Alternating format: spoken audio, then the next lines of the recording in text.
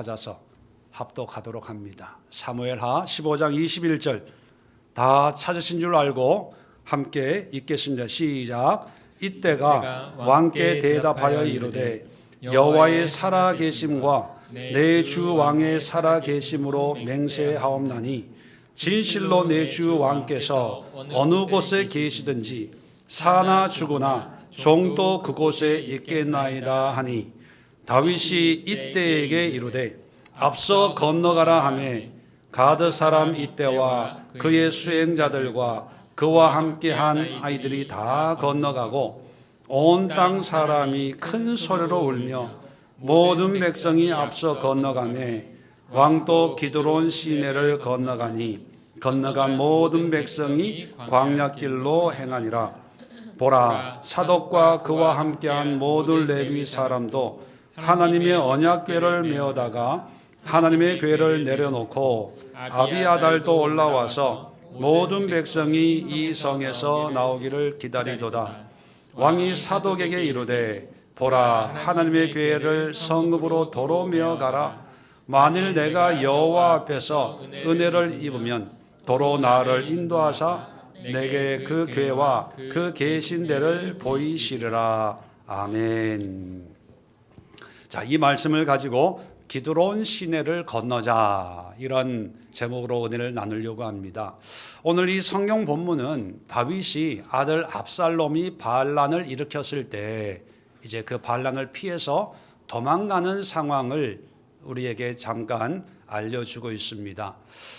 다윗이 기구한 인생을 살면서 하나님의 은혜로 이제 왕까지 됐는데 이제 불행 끝 행복 시작인 줄 알았더니만 또 아들이, 원수도 아니고 아들이 반란을 일으켜서 아버지를 대적하는 정말 이런 부끄럽고 창피하고 끔찍한 이런 인생의 위기를 또 당했습니다. 자, 이런 위기 앞에 다윗은 어떻게 처신했을까? 우리가 어떤 신앙을 얘기할 때 편안할 때의 신앙은 감사하지만 정말 그 사람이 가지고 있는 신앙이 빛을 발할 때는 언제입니까? 어려울 때, 위기에 처해 있을 때 이 사람이 어떻게 행동하냐, 그게 진짜 신앙의 모습이거든요. 우리도 이제 며칠 있으면 새해가 되는데 제가 예언의 능력은 없지만 2006년 새해 반드시 여러분들에게 위기가 있을 겁니다. 크고 작은 모양과 모습에 어려움이 생겨나게 될 겁니다. 특별히 우리 주변을 보면 요즘 정치, 경제, 사회, 또 신앙적으로, 교회적으로 참 어려운 때이죠. 이런 어려운 때를 우리 믿음의 사람들이 어떻게 극복하고 또 어떻게 돌파해서 하나님의 사명을 감당하고 또 하나님이 베푸시려고 하시는 그런 은혜를 오롯이 누릴 수 있을까? 오늘 다윗을 보면서 한번 우리의 삶에 또 새해를 준비하는 마음으로 한번 하나님의 의도를 또 하나님의 인도하심을 함께 생각해 보려고 합니다. 자, 크게 세 가지로 먼저 다윗의 모습을 한번 살펴보면요. 자, 이런 위기 속에서 다윗은 어디로 도망하냐, 어디로 피신하냐, 그 목적지가 어디인가 우리가 알 필요가 있습니다. 이 다윗은 청년 때부터 도망하는데 아주 익숙한 사람입니다. 그죠? 사울을 피해서 한때는 블레셋 땅까지 도망을 갔다가 광야 여기저기 숨어 다닌 그런 세월을 보낸 사람입니다.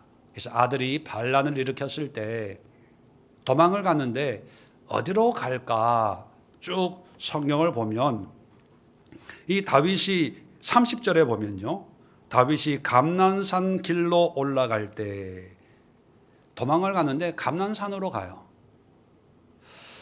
감난산이라고 하는 건, 감남이라는 말은 올리브라는 말이거든요. 이 올리브가 많은 산인데 이 감난산은 성전이 예루살렘 성이 있는 우리가 예루살렘 성이 있는 그 산을 성전산 또는 시온산이라고 부르죠. 이 성전이 장차 다윗 때는 아직 성전이 세워지기 전이니까 예루살렘 성만 있었죠. 이 성 맞은편 동쪽에 있는 마주보고 있는 산이 감난산입니다. 그리고 감난산과 성전산 예루살렘이 있는 시온산 사이에 있는 깊은 계곡이 있는데 이 계곡이 기드론 계곡, 기드론 시내 이렇게 부릅니다. 이 성전 맞은편에 있는 동쪽에 있는 이 감난산은 좀 특별한 산입니다. 에스겔서 43장에 보면요, 하나님의 영광이 성전으로 들어오는데 예루살렘 성 동서남북 그 성 중에 어느 쪽 성으로 들어오냐? 동문으로 들어온다고 기록이 되어 있어요. 동쪽. 그래서 이 동쪽 성은요, 황금문이라는 별명을 가지고 있습니다. 그리고 신약 시대에는 이 동문을 성전 미문이라고 불러요. 미문이라고 하는 것은 아름다울 미자입니다. 하나님의 영광이 들어오는 문이기 때문에 가장 아름답고요. 그리고 다른 성의 문들은 사람이 이게 왔다 갔다 할 수 있는데 이 동문만은 하나님의 영광만이 들어오는 문이기 때문에 지금 또 가보시면 닫혀 있어요. 닫혀 있다는 얘기는 문이 있다는 얘기가 아니라 돌로 문의 모양만 있고 돌로 막혀 있습니다.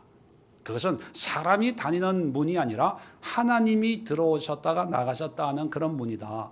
자, 그 동문을 마주보고 있는 산이 바로 감람산이기 때문에 이 감람산은요, 하나님의 영광을 볼 수 있는 그런 장소다라는 그런 인식이 되어 있습니다. 그래서 예수님도 이 감람산에 가서 기도하셨고 예수님이 승천한 장소도 감람산이고 또 승천하시면서 너희가 보는 것처럼 내가 다시 오겠다라고 재림을 약속하신 장소도 감난산입니다.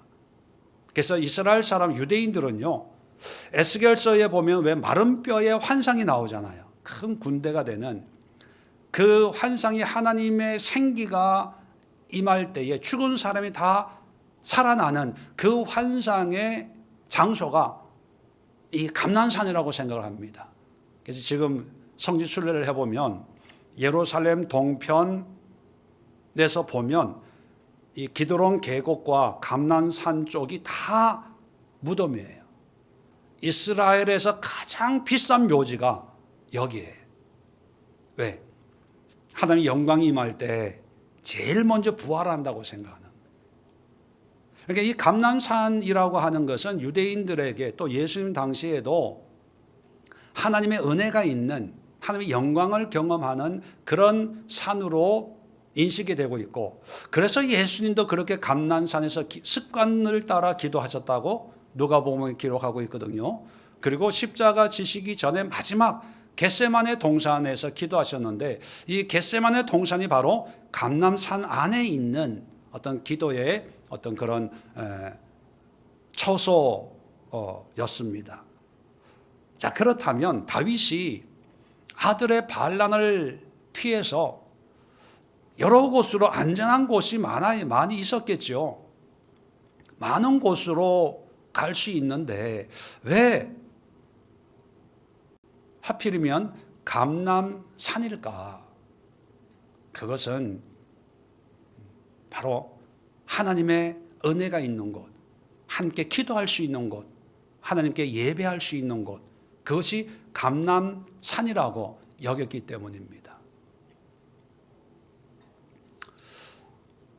그러면 이 위기를 대면하고 위기 속에 보여주는 어떤 신앙의 모습을, 다윗의 모습을 보면서 이걸 우리 삶에 적용을 하면 우리가 힘들고 어려울 때, 우리 인생에 어려움이 다가올 때 우리는 어디로 가야 되냐?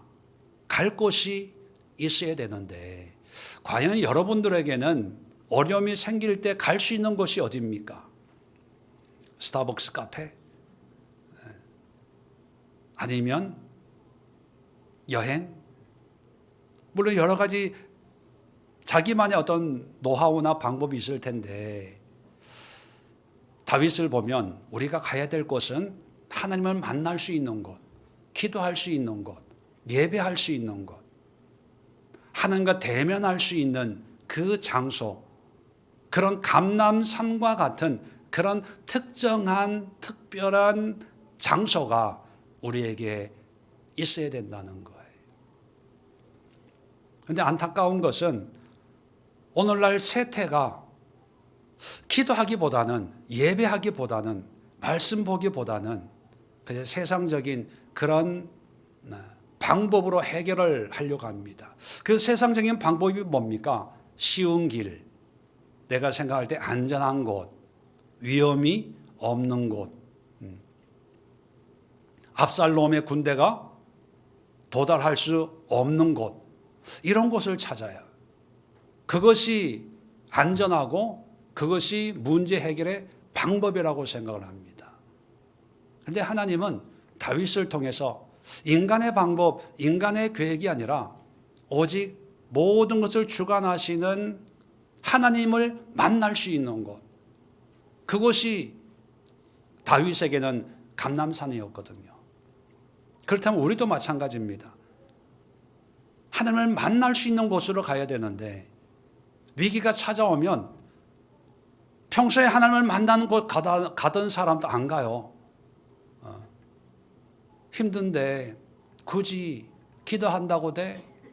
이런 상황에 바빠 죽겠는데 힘들어 죽겠는데 뭐 기도한다고 예배 드린다고 웃기지 마. 그러면서 자기가 생각하는 안전한 그 길을 찾아 헤매 다닙니다. 근데 성경은 분명히 얘기합니다. 감람산 별로 도움 안 될 것 같지만 결국은 다윗의 결과를 보면요, 다시 예루살렘으로 돌아오게 되는 걸 보면 세상의 안전한 길보다 기도할 수 있는 장소, 예배할 수 있는 장소, 말씀을 볼 수 있는 장소, 그 길로 가는 게 가장 빠르고 가장 안전하다는 것을 성경은 우리에게 얘기해 줍니다.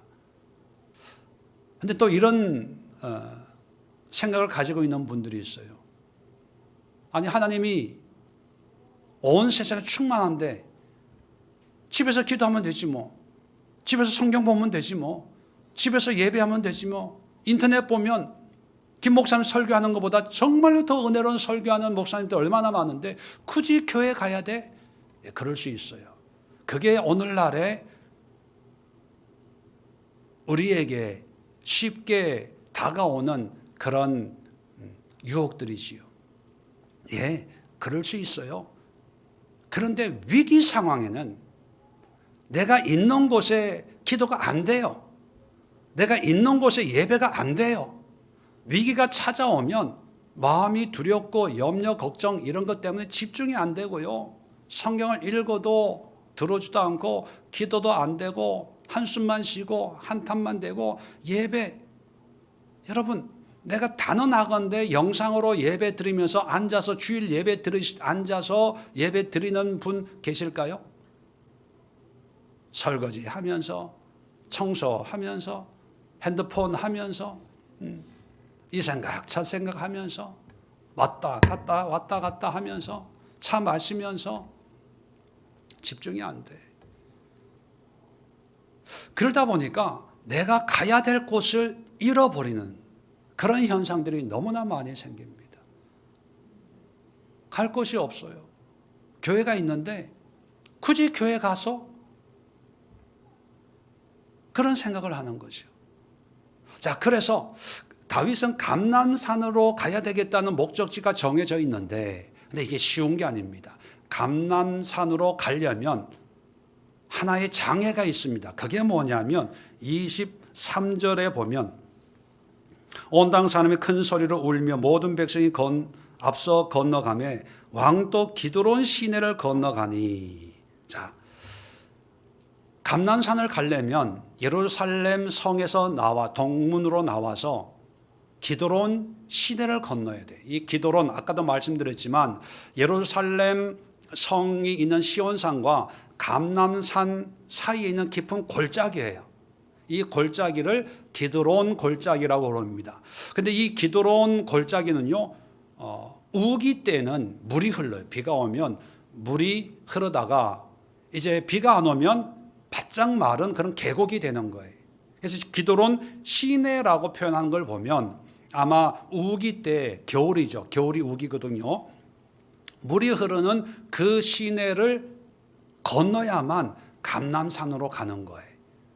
자, 그런데 여러분, 지금 도망가야 되는 절체절명의 위기 상황인데 왕으로서 말도 타고 마차도 타고 가마도 타고 뭐 그렇게 이제 왕의 체면을 가지고 가려면 기드론 시내는 맞지가 않아요.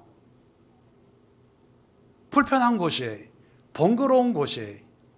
말에서 내려서 건너야 되고 또 물이 흐르니까 옷이 젖고 번거로운 곳이에요.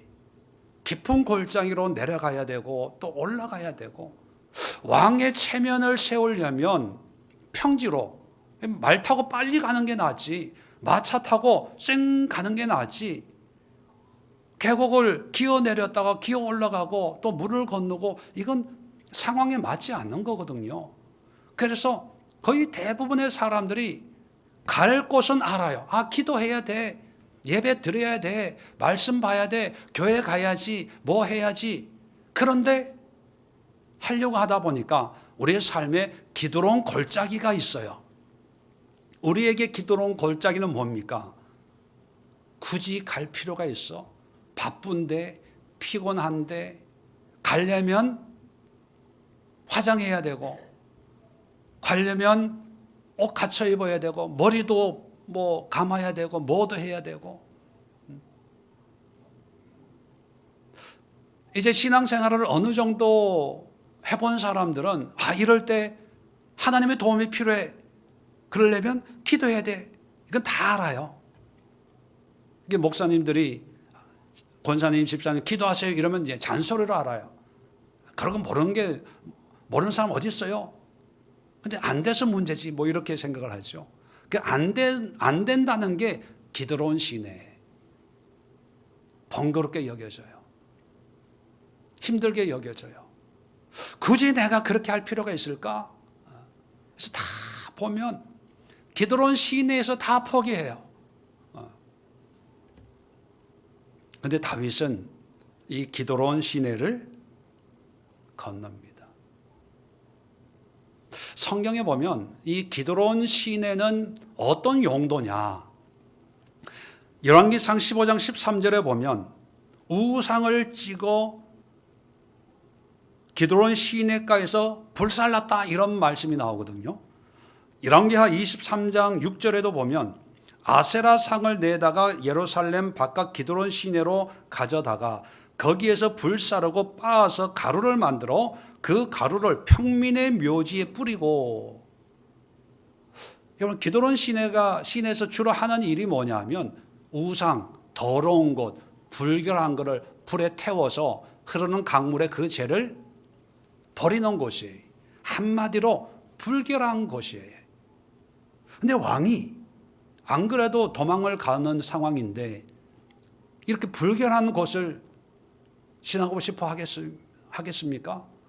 그리고 체면이 있는데 좀 얼굴도 세우고 도망은 가지만 그래도 왕의 어떤 품위를 유지하면서 마차나 말을 타고 좀 멋있게 이렇게 하고 싶은데 기드론 골짜기 그거 더러워 불결해 옷 버려. 내가 거기로 간다고 하면 나를 보면 백성들이 뭐라고 욕하겠어? 뭐 별의별 생각이 다 떠오르겠죠. 그런데 다윗은 그걸 다 물리치고 정면으로 돌파하는 거예요. 여러분, 힘들고 어렵고 답답할 때 기도가 안 되는 이유가 뭐냐면 기도해야 된다는 걸 모르는 게 아니라 기도를 하기 위해서 절박함, 갈급함, 오직이라는 어떤 그런 오롯이 하나님만을 의지하겠다는 그런 마음이 없기 때문에 기드론 시내 앞에서 다 포기합니다. 그렇다면 이걸 거꾸로 하면 이제 새해를 살면서 어렵고 힘든 일이 있을 때마다 기도하러 가야지. 이제 목적지가 정해지면요.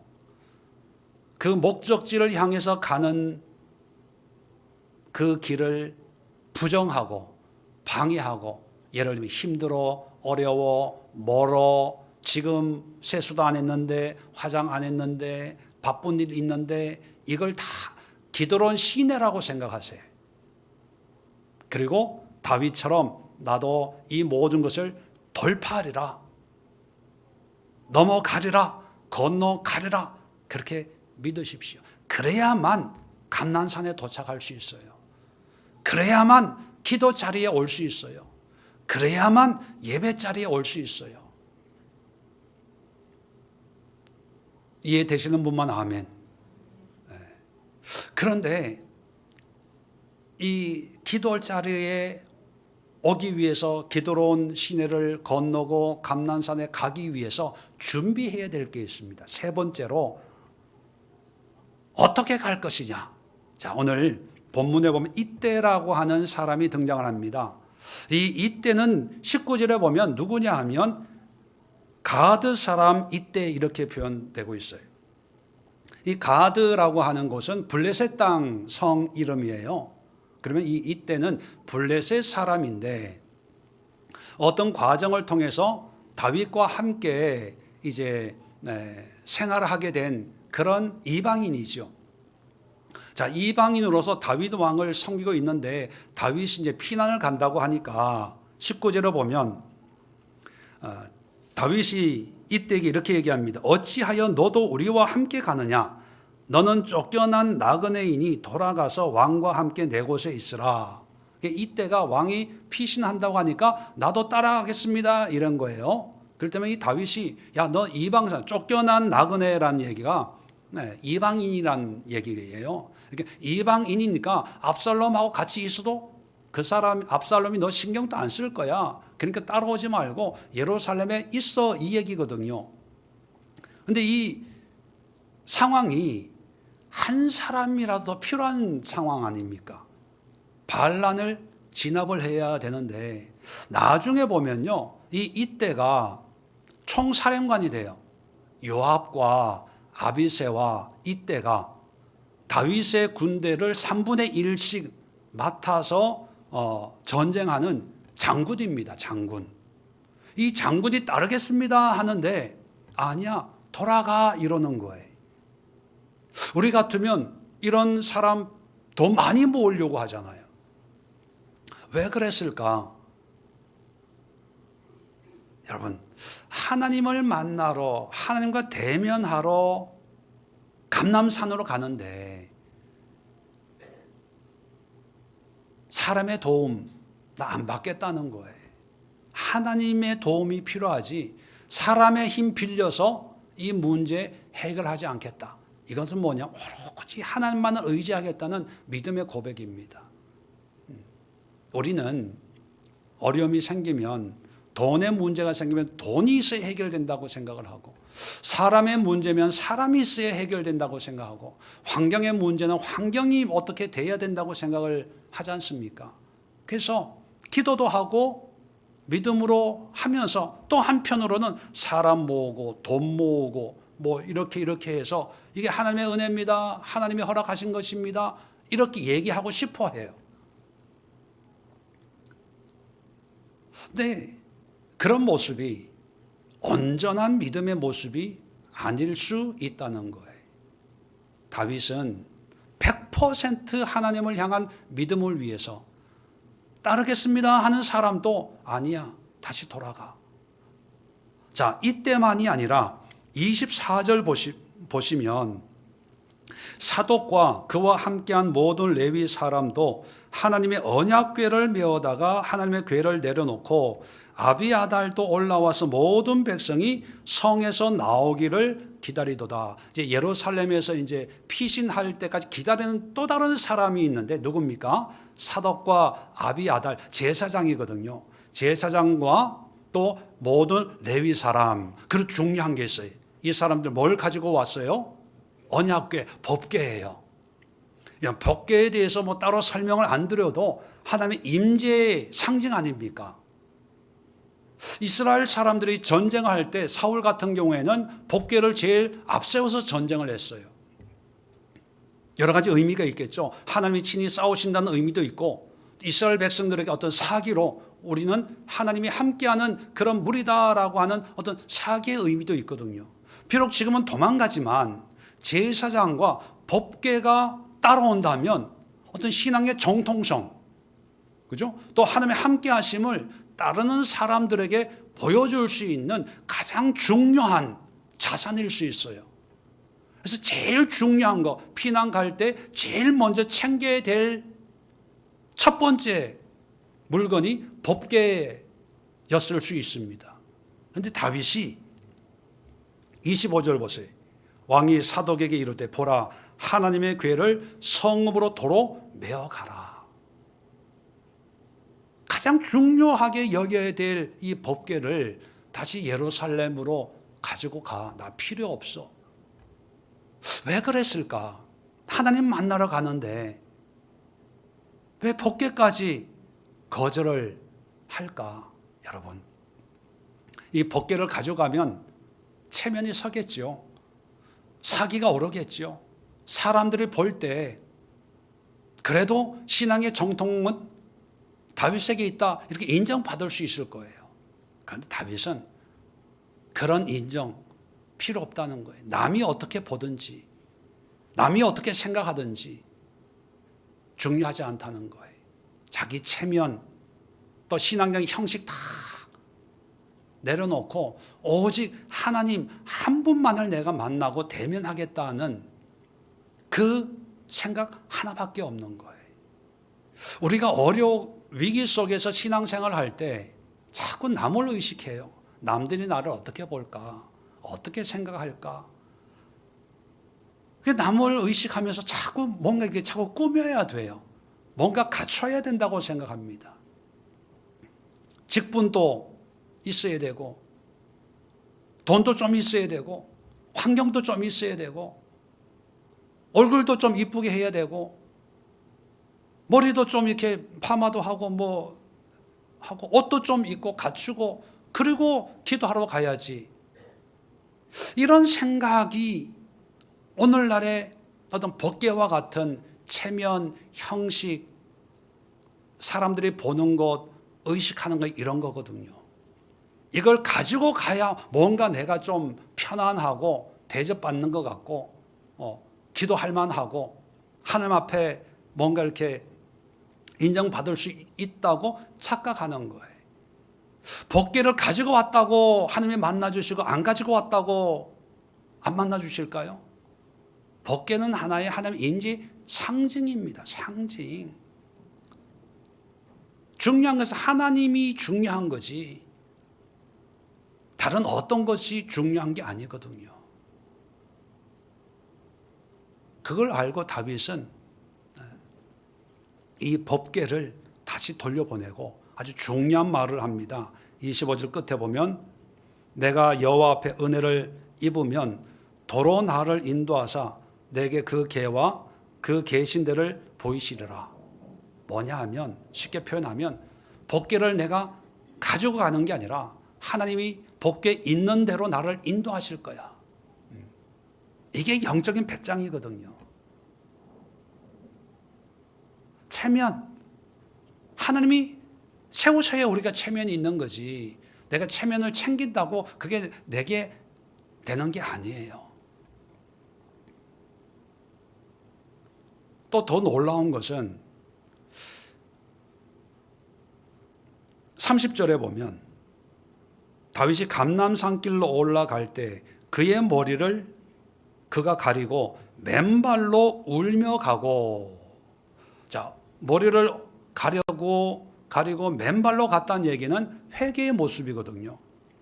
그런데 지금 이 상황에 정말 회개해야 될 사람은 누굽니까? 압살롬이죠. 우리가 위기에 처하면 우리를 공경에 빠뜨린 그 상대방에 대해서 욕을 해요. 이 나쁜 놈, 사기꾼, 뭐한 놈, 빨리 회개하고 돌아와야 되는데, 그러면서 마치 나는 아무 문제가 없고 나는 괜찮은 것처럼 생각을 하는데, 근데 거꾸로예요. 다윗은 자기가 회개하며 올라가는 거예요. 뭐냐 하면, 위기가 찾아오면 우리는 본능적으로 누가 잘못했냐, 무엇이 잘못됐냐, 뭐 이런 어떤 상황 분석이 너무 빨라요. 그걸 생각하느라고 온 에너지를 다 썼습니다. 그런데 다윗은요, 누가 잘못했고 잘했고 그게 아니라 이런 상황이 일어난 그 자체를 통해서 하나님께 그냥 회개하는 거예요. 내 잘못입니다. 아버지로서 내가 잘못 키웠습니다. 왕으로서 이 나라를 잘못 다스렸습니다. 또 하나님의 믿음의 자녀로서 신앙적인 그런 가르침이 없었습니다. 뭐 이런, 내가 하나님 앞에 무릎을 꿇고 내가 회개하고 내가 통해 자복하는 그런 마음으로 왕인데도 맨발로 감난산으로, 기도의 자리로, 예배의 자리로 올라갔다는 거예요. 자, 그 다음 또 32절 볼까요? 다윗이 하나님을 경배하는 마루턱에 이를 때, 자, 마루턱이라고 하는 것은 정상입니다. 감람산 정상에 도착을 했어요. 근데 이 정상을 어떻게 표현하고 있어요? 하나님을 경배하는, 예배하는 마루턱. 그러니까 감람산에 온 목적이 여기에서 이제 드러나는 거예요. 다윗은요, 하나님을 경배하러 여기까지 온 거예요. 아니, 지금 이 상황에 기도할 상황입니까? 예배할 상황이에요? 감난산에 가서 하나님을 찾을 상황입니까? 지금 사태가 지금 급박하게 돌아가는데 어리석게 보여요. 오늘날 또 이런 상황이 되면 지금 교회 갈 시간이야?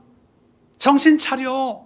문제예요, 문제를 해결해야지 교회 간다고 돼? 다 이렇게 반응을 합니다.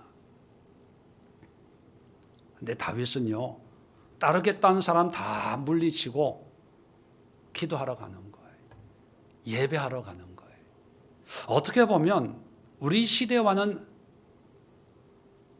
다르다고 생각하지만, 그냥 사람 사는 모습은 다르지만 하나님이 세상을 운영하는 원리는 다 똑같습니다. 여러분, 문제가 없을 때는 열심히 기도하고 예배하고 신앙생활을 하던 사람들이 문제가 생기면 오히려 기도 안 해요. 예배 안 드려요. 왜? 문제 해결하느라고. 다윗과 거꾸로 신앙생활을 해요. 그럼 문제가 해결되면 이제 시간이 좀 여유가 있어서 예배 드리고 성경 보고 기도하고. 이거 아니에요. 어려울수록 기도해야 되고, 힘들고 고달프고 앞이 안 보일수록 말씀, 예배, 기도, 찬양, 헌신, 이런 게 필요한 거죠. 자, 이 정상에서 또 한 사람이 등장을 합니다. 후세라는 사람이 등장을 해요. 근데 이 후세에게 33절에 다윗이 이렇게 얘기합니다. 그에게 이르되 내가 만일 나와 함께 나아가면 내게 누를 끼치리라. 자, 이 사람도 함께 하겠다고 한 것 같아요. 그런데 다윗이 나와 함께 하면 내가 더 힘들어지니까 34절에 성읍으로 돌아가 압살롬에게 말하기를 하면서 압살롬에게 다시 돌려보내요. 이 후세가 누구냐면 모사입니다. 모사. 제갈량 같은 아주 지혜로운 사람이거든요. 자, 이런 상황에서 이런 지혜로운 사람이 참모가 되면 큰 힘이 되는 거죠. 이런 참모들을 많이 모으는 것이 세상의 원리라고 여겨지는데 다윗은 오히려 압살롬에게 돌려보내요. 이건 뭐냐면 나는 오로지 하나님만을 신뢰하겠습니다. 믿음으로 이 문제를 해결하겠습니다. 기도함으로, 예배함으로 해결하겠습니다. 그래서 누구의 도움 때문에 내가 다시 왕위로 돌아왔다 말하지 못하고 오직 하나님의 은혜로 모든 것이 이루어졌습니다 라고 고백하기 위해서 모든 인간적인 방법, 또 사람의 도움, 환경의 도움을 다 거절하는 거예요. 성경에 보면 다윗과 같이 위기 앞에서 기드론 시내를 건너서 감난산에서 오롯이 하나님과 대면하는 그런 삶을 산 사람이 또 한 분 있어요. 누굽니까? 예수님이에요. 예수님도 3년 반의 공생에 하루하루가 전쟁이죠. 하루하루가 반역이지 않습니까? 바리새인들과 서기관들이 예수님을 죽이려고 호시탐탐 노릴 때 누가복음 22장 39절에는 습관을 따라 감람산으로 가시매, 습관적으로 감람산에 갔다는 거예요. 뭐 하러 갔겠어요? 기도를 하러 간 거지요. 하나님 대면하러 간 거죠. 자, 우리는 이렇게 생각할 수가 있습니다. 예수님이 하나님이신데 굳이 감람산에 힘들게 갈 필요가 있어? 요한복음 18장 1절에도 최후의 만찬을 마치고 십자가 지기 전에 예수께서 이 말씀을 하시고 제자들과 함께 기드론 시내를 건너편으로 가시니, 기드론 시내 건너편이 뭡니까? 감난산이거든요. 이 기드론 시내 더럽고 추하고 불결한 곳이에요. 예수님이 하나님인데 굳이 거기로 갈 필요가 있었을까? 가다가 사람들 만날 수 있잖아요.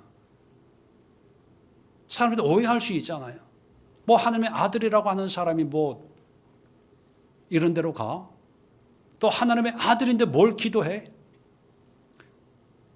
성경은 제자들에게 겟세마네 동산에 가서 내가 죽게 되었으니 너희는 깨어 있으라 3번이나 말씀하잖아요. 그 얘기는 뭐냐면 제자들의 기도를 구하는 거예요. 아니, 예수님이 창피하게 하나님의 아들이라고 하면서 그 제자들의 기도가 그렇게 필요했을까? 어떻게 보면 체면이 좀 깎이는 모습입니다. 좀 품위에 맞지 않는 그런 모습이에요. 좀 멋있게 끝까지 좀 당당하고 확 멋있게 그렇게 보여졌으면 아마 오늘날 예수님을 하나님의 아들로 믿는 게 좀 더 쉽지 않았을까. 그죠? 근데 성경은 인간 예수님의 고뇌를 그대로 우리에게 알려주고 있습니다. 할 수만 있거든 이 잔이 내게서 지나가게 하옵소서. 그러나 아버지의 뜻대로 되기를 원합니다. 그리고 땀방울이 핏방울처럼 얼마나 절규하면서 기도했겠어요.